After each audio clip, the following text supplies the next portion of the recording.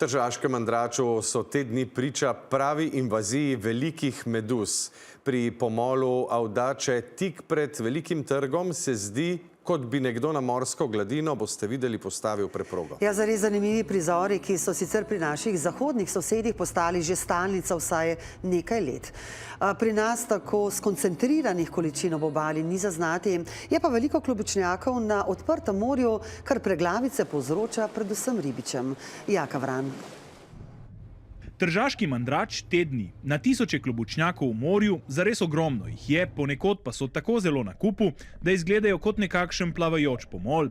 Zanimiv pojav, ki so mu pri naših zahodnih sosedih pogosto priča. Gre za vrsto, ki jo imenujemo Rhizostoma pulmo ali veliki klobučnjak, in njeno pojavljanje ni nenavadno, kajti pojavlja se zadnji 2 desetletji kar pogosto. Le nekaj kilometrov stran, ob naši obali, povsem drugačna slika. Klobukov zaenkrat še ni naplavilo v Mandrače obalnih mest, a to ne pomeni, da jih ni v našem morju. Težave pa povzročajo predvsem ribičem. 3 mesece zaradi teh klobučnjakov ne lovimo. V takšnih razmerah se ribolov enostavno ne izplača. Ena stvar je ta, da pač se napolne v mrežo in pol mreža pač enostavno ne lovi. Drugo je, ko se jih dvigne gor na barko, spuščajo pač neko sluz, ki draži sluznico in kot da dobivaš neke alergijske reakcije. Nazadnje smo bili priča takšni invaziji klobučnjakov leta 2022, ko so bili prizori, ki jih danes vidimo v Trstu,